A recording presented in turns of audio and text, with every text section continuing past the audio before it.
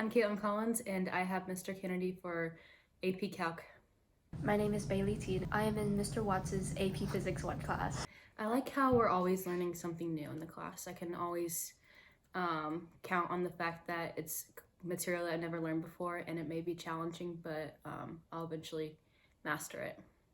What I like about Mr. Watts' classroom is that it's a very safe and fun place to learn.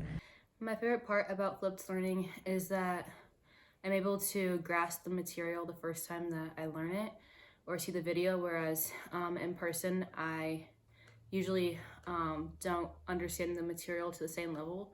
My favorite part about flipped learning is probably getting an introduction to the content before we actually dive into the details. Having to watch the videos before class just adds something to do on my to-do list, but it's not too terrible. The fact that it's considered homework and that we have to do it outside of school. In class we do more in class we use what we learn in the videos, except on a deeper level. Yes, it's definitely easier because there's no distractions and it feels like the teacher's teaching me one-on-one. I'm able to pause the video if I need to take some time to understand what the teacher just said before I move on to the next thing, or so I can finish writing. I don't have to focus on trying to jot everything down and listening to the teacher at the same time. For me personally, I think it's easier to learn in a flipped classroom because of the base knowledge we get from the videos as homework. We can spend class time working on the details and really getting into the complex stuff instead of just trying to make sure everyone can follow along. Every other day I watch like around a 20-minute video for the class, and then outside of class before tests I'll probably study upwards of like 2 hours for a test by choice.